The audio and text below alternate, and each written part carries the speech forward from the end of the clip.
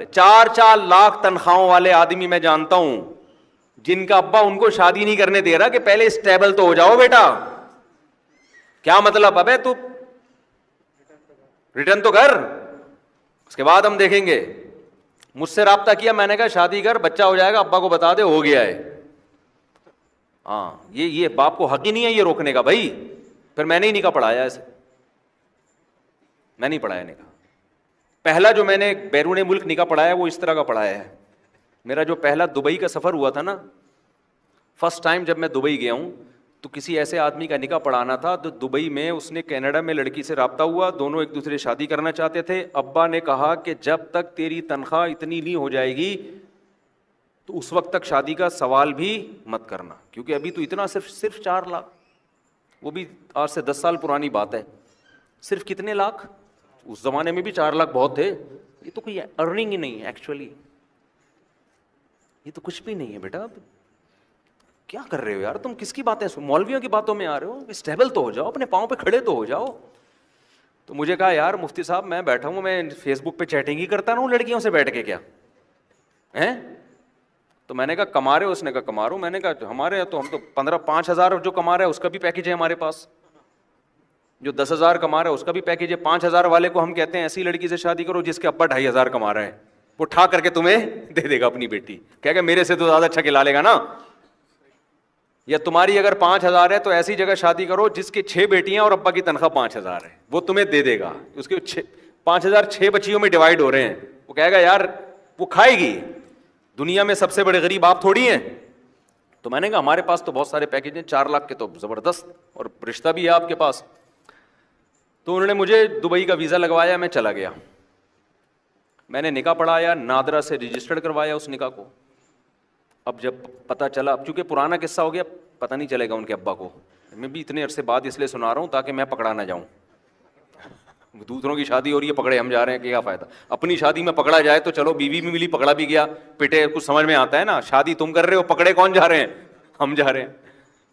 تو اب چونکہ قصہ پرانا ہو گیا, اب تو ان کے بچے بھی ہو گئے. تو نادرا سے ہم نے پورا رجسٹرڈ کروا کے پورا پراپر وے میں ان کو بیوی ان کے نام کرا کے ان کو ہم نے نادرا کا سرٹیفکیٹ پکڑایا. بسم اللہ کرو, آج سے یہ تمہاری سچی مچی کی بیوی ہے, اور فیس بک پہ لڑکیوں سے چیٹنگ چھوڑ دو. اب یہی ہے. وہ کینیڈا سے آئی, نکاح ہوا, واپس چلی گئی. اب ماں باپ کو جب پتہ چلا بھائی یہ کیا ہو گیا, ابا نے کہا تیری ٹانگیں توڑ دوں گا, یہ کر دوں گا. میں نے کہا ابا سے عزت سے بات کرنا, ابا سے بدتمیزی سے بات, باپ کے احسانات کیا ہیں؟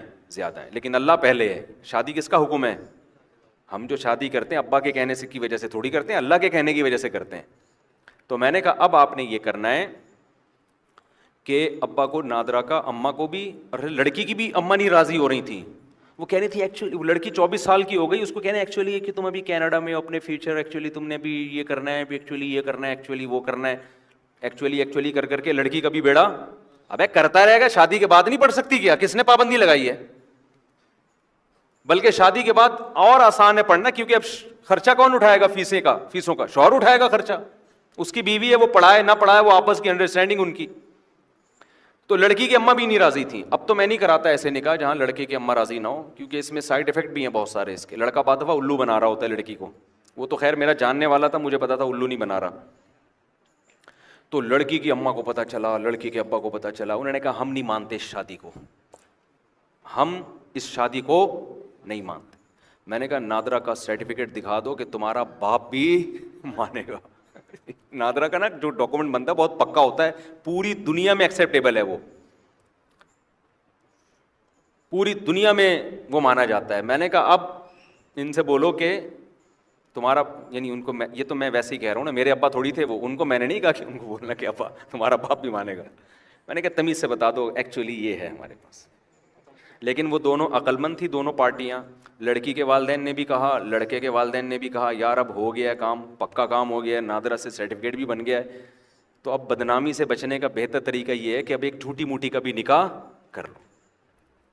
تو میں نے کہا, لڑکے نے مجھ سے رابطہ کیا, میں نے کہا بالکل صحیح ہے, دنیا کو بتانے کی ضرورت نہیں ہے کہ ہم نے پہلے نکاح کر لیا ہے.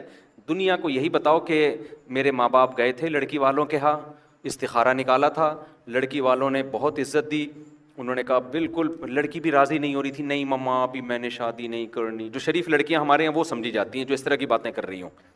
نہیں پاپا دیکھیں نا, ابھی تو میں صرف 24 سال کی ہوں, ابھی تو اس عمر میں تو بھاگنے کا طریقہ سیکھتے ہیں, ابھی بھاگنے کا ٹائم تھوڑی آیا ہے, ٹھیک ہے نا, یہ تو ابھی ہے دیکھو. اور تم بھی کہنا, تمہارے ابا بھی جا کے کہیں گے دیکھیں ہمارا بیٹا بھی جو ہے نا وہ ابھی نہیں چاہ رہا, لیکن ہم چاہ رہے ہیں کہ بہتر مستقبل. یہ جیسے شریف لوگوں کے حالات ہوتے ہیں, ٹوپی ڈرامہ کر کے دنیا کو یہی دکھاؤ کہ کیا ہو رہی ہے شادی. تو میں پھر گیا دبئی. شاید اسی سفر میں گیا. ہاں نہیں, نکاح تو میں نے یہیں سے پڑھا دیا تھا ان کا, نادرا سے یہیں سے رجسٹرڈ کر دیا. پھر جو میں دبئی گیا تو ان کی جو جھوٹی موٹی کی شادی تھی وہ کرانے کے لیے گیا تھا. میں نے ان سے بولا خدا کے لیے ان کو نہیں بتانا کہ یہ فساد کس نے کرایا ہے, میں نے کرایا ہے. ہاں مجھے دبئی سے ہمیشہ کے لیے نکلوا دیں گے یہ لوگ.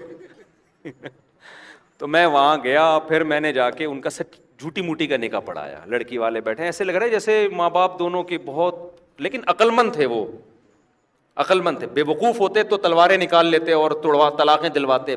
بے وقوف نہیں تھے, سمجھدار تھے, پڑھے لکھے لوگ تھے. بس ابا میں تھوڑی سی مسئلہ ہوگا کہ اتنے لاکھ کیوں ہیں. تو خیر ان کی شادی ہو گئی, بڑی اچھی خوشی, اللہ ان کو محبت سے رکھے. تو اولاد بھی ہوئی ماشاء اللہ, اچھی زندگی گزار رہے ہیں. دونوں کینیڈا میں سیٹل ہو گئے اب.